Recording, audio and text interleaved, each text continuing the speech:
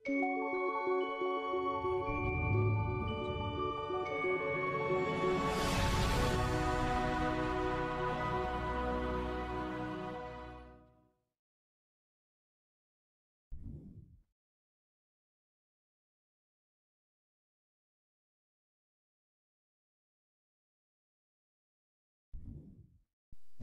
kegemilangan wakaf dalam peradaban Islam.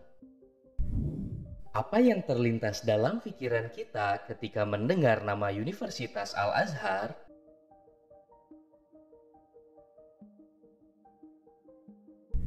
Ketika mendengar Universitas Al-Azhar, maka kita akan membayangkan sebuah perguruan tinggi yang memiliki sejarah panjang dan sudah berumur lebih dari 1000 tahun.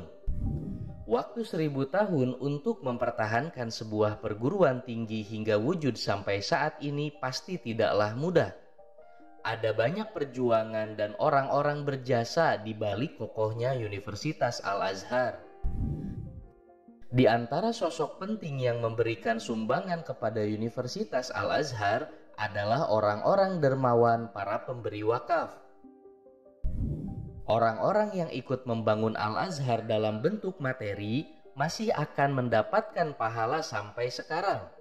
Ini yang disebut di dalam hadis sebagai sodaqoh jariyah atau sedekah yang mengalir, yaitu mengalir kebaikannya. Wakaf adalah contoh nyata ketika harta kekayaan tunduk dan digunakan untuk melayani agama.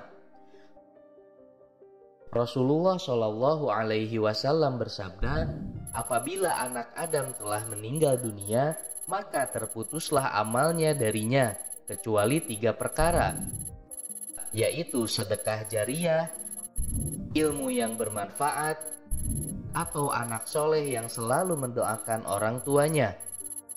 Hadis riwayat Muslim.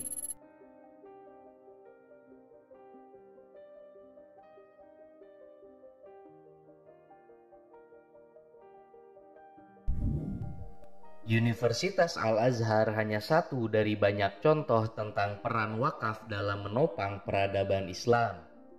Masjid, sekolah, perpustakaan, rumah sakit, dan asrama untuk pelajar adalah sedikit dari sekian banyak contoh wakaf yang berkembang dalam peradaban Islam.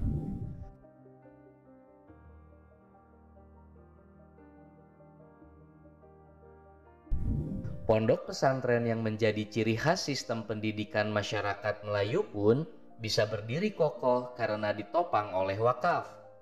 Dalam sejarah Islam, wakaf selalu menjadi salah satu elemen penting yang menjadi tiang peradaban.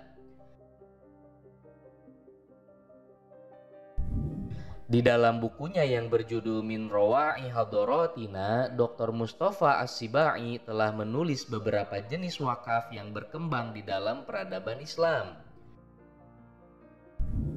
Di antara wakaf-wakaf tersebut adalah wakaf losmen dan hotel untuk orang yang bepergian, orang miskin, dan semisalnya. Wakaf rumah jompo dan ruangan kecil yang disediakan bagi siapa saja yang memerlukan. Wakaf rumah yang khusus dibangun untuk orang miskin atau orang yang tidak mampu membeli dan menyewa rumah. Wakaf air minum di jalan-jalan umum untuk kepentingan semua orang. Wakaf restoran rakyat yang terdapat berbagai jenis makanan seperti roti, daging, sayuran, dan kue. Wakaf asrama haji yang disediakan untuk para jemaah yang hendak menunaikan ibadah haji. Wakaf sumur yang dibuat di padang pasir. Sumur tersebut berfungsi untuk memberi minum orang yang lewat, bercocok tanam, dan yang bepergian. Wakaf tempat yang dibangun di daerah perbatasan untuk melawan bahaya serangan dari luar. Dari wakaf ini, para tentara bisa mendapatkan segala hal yang diperlukan seperti senjata, amunisi, makanan, dan minuman. Wakaf kuda dan peralatan perang untuk kepentingan jihad. Wakaf ini memiliki peranan penting dalam mengembangkan alat utama sistem pertahanan atau alutsista di negeri-negeri Islam. Wakaf sosial untuk memperbaiki jalan dan jembatan. Wakaf untuk tanah kuburan. Wakaf kain kafan bagi orang yang kurang mampu. Wakaf sosial dalam bentuk koperasi, memelihara dan mengkhitan anak yatim, untuk orang cacat, buta, dan jompo. Dalam wakaf ini, anak yatim, orang cacat, buta, dan jompo hidup dengan penuh kenyamanan. Mereka mendapatkan segala macam keperluan seperti tempat tinggal, makanan, minuman, pakaian, dan pelajaran. Wakaf untuk menikahkan pemuda dan pemudi yang tidak memiliki kemampuan untuk membayar biaya pernikahan atau membayar mas kawin.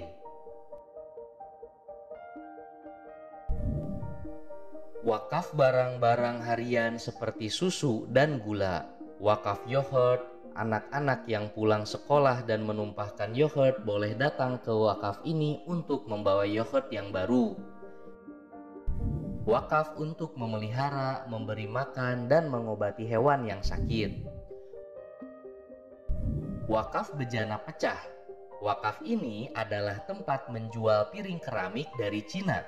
Asisten rumah tangga yang memecahkan bejana dan dimarahi oleh majikannya bisa pergi ke tempat wakaf ini untuk menukarkan bejana yang pecah dengan bejana yang baru.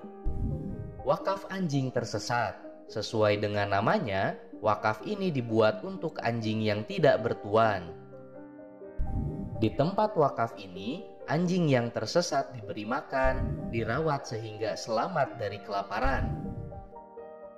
Di tempat ini, anjing-anjing tersesat bisa diam sampai mati atau dipekerjakan hingga mendapatkan hasil. Wakaf peminjaman perhiasan perkawinan. Wakaf ini adalah tempat peminjaman perhiasan untuk pesta perkawinan dan pesta-pesta lainnya. Dalam wakaf ini, orang-orang yang tidak memiliki harta bisa meminjam perhiasan untuk acara pesta mereka. Setelah selesai, mereka harus mengembalikan perhiasan tersebut ke tempat asalnya. Wakaf untuk istri marah. Wakaf ini dibuat untuk istri yang sedang berselisih dengan suaminya. Di tempat wakaf ini disediakan makanan, minuman, dan hal-hal lainnya yang diperlukan oleh para istri. Di tempat wakaf ini, istri bisa makan dan minum sepuasnya hingga hilang perselisihan antara dirinya dengan suaminya untuk kemudian kembali ke rumah suaminya.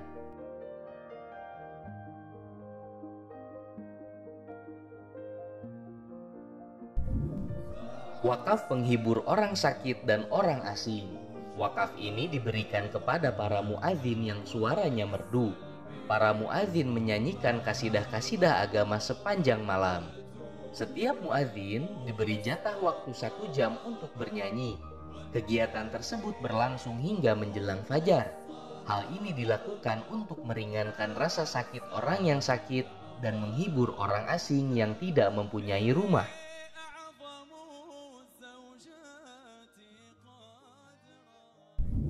Wakaf penghibur orang sakit. Wakaf ini memiliki beberapa tugas untuk mengobati orang sakit yang dirawat di rumah sakit. 2 orang perawat akan berdiri di samping orang sakit. Namun, mereka hanya bisa didengar ucapannya tanpa bisa dilihat. Salah seorang perawat bertanya kepada perawat lainnya, "Apa yang dikatakan oleh dokter kepada pasien ini?" Kemudian dijawab, dokter berkata bahwa dia baik-baik saja dan akan sembuh. Tidak ada penyakit yang perlu dirisaukan. Bisa jadi setelah 2 atau 3 hari, dia bisa meninggalkan tempat ini. Wakaf burung. Wakaf ini ada di kota Fez, Maroko dan dibuat untuk burung. Burung-burung tertentu akan datang ke kota Fez pada musim tertentu. Orang-orang dermawan akan mengeluarkan wakaf agar burung tersebut bisa tinggal untuk beberapa waktu.